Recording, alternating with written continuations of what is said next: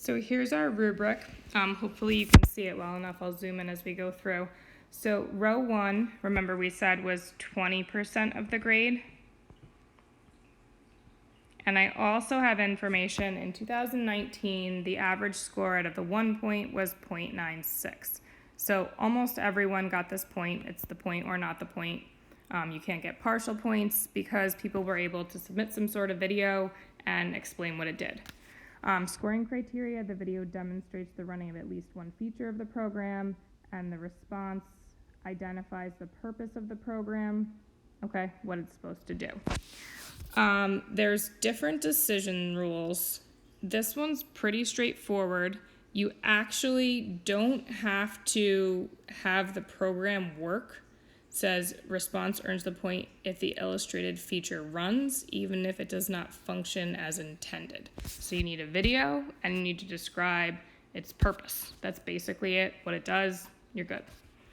Row 2 is for response 2B. Remember, it's 10%.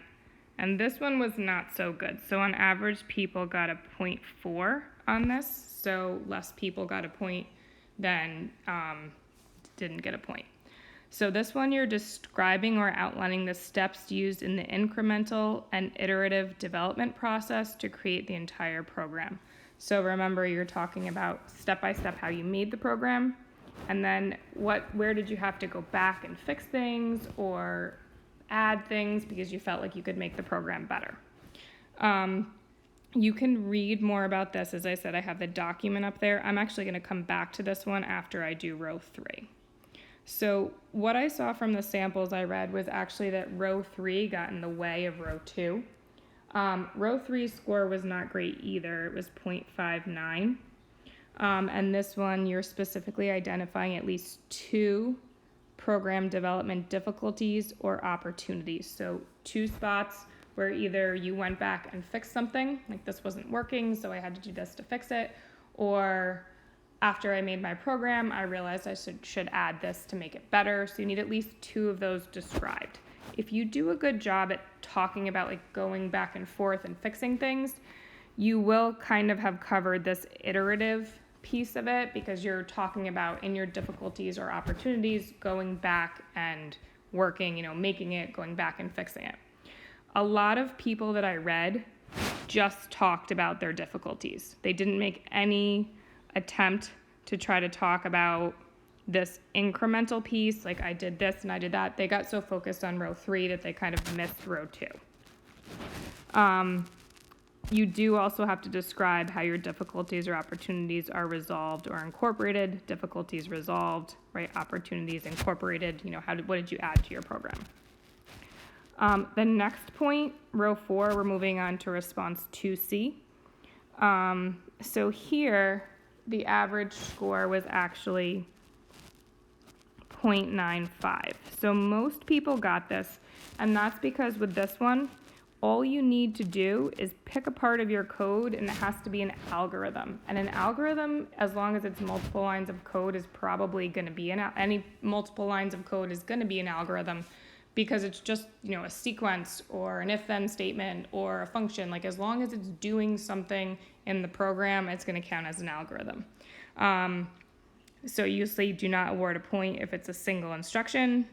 The code segment consisting of the algorithm is not included in the written responses section or is not explicitly identified. So if you are unable to identify an algorithm, that's basically how you're not going to get that point, which is why the point total is so high. This part is also 10% of your grade. So we're going to go and look at the next page of the rubric now. So here, row 5, this one had 0.71. For its score, it is 10% of the overall grade. And the selected code segment, still response 2C, implements an algorithm that uses mathematical or logical concepts. It's pretty easy to check. Make sure what you pick has that. And explain how the selected algorithm functions. So what does this algorithm do?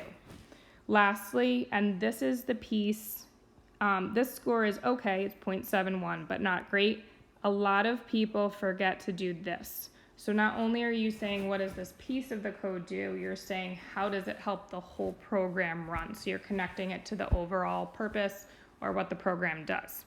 And this part is the main reason that people lost points.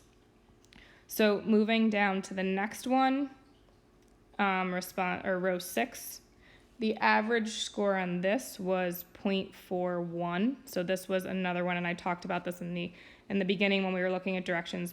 This is a tricky part, probably the trickiest part. I think everything else, as long as you're careful, you should get credit for. It's possible to do this one, definitely.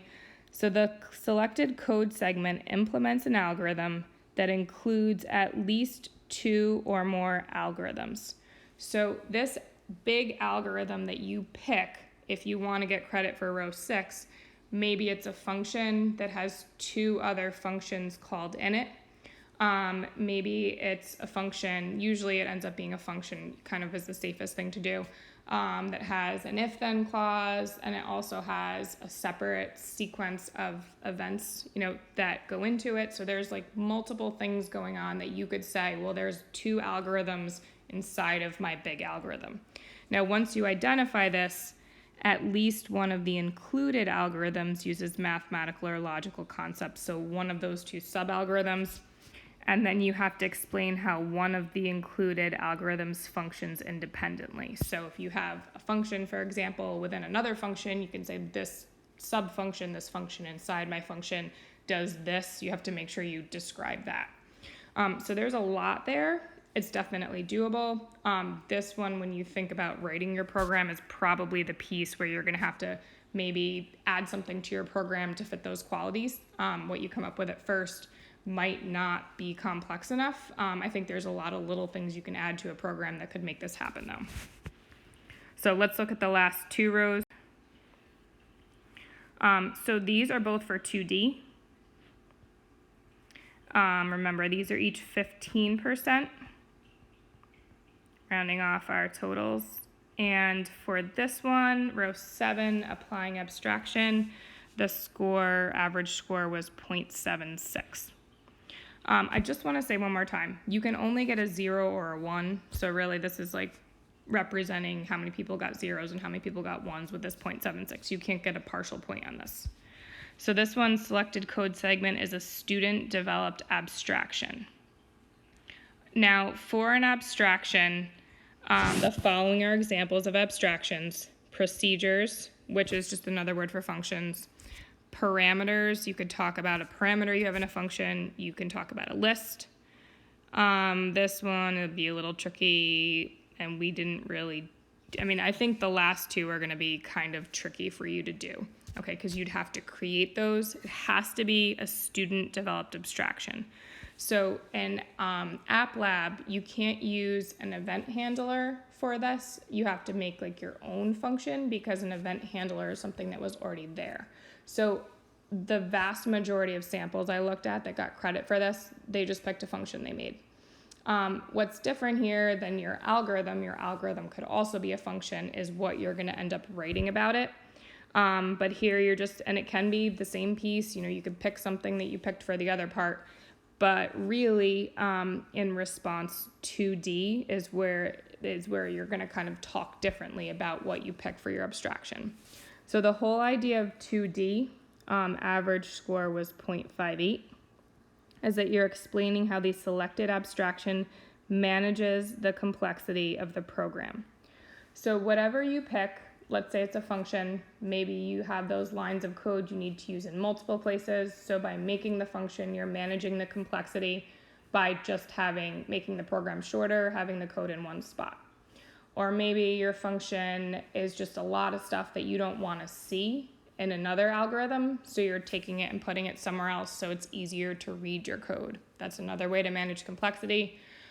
Maybe you have a list that's holding a bunch of values together versus having them as separate variables, or if you want to add something to a list, it's much easier versus creating a new variable each time you want to add something.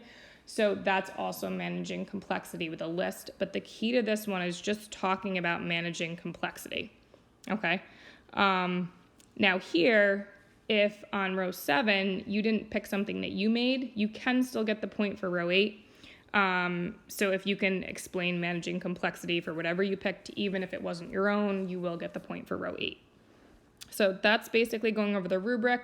I know it's kind of long, not the most interesting thing, but when we look at samples, you'll start to really get a feel for what it should look like.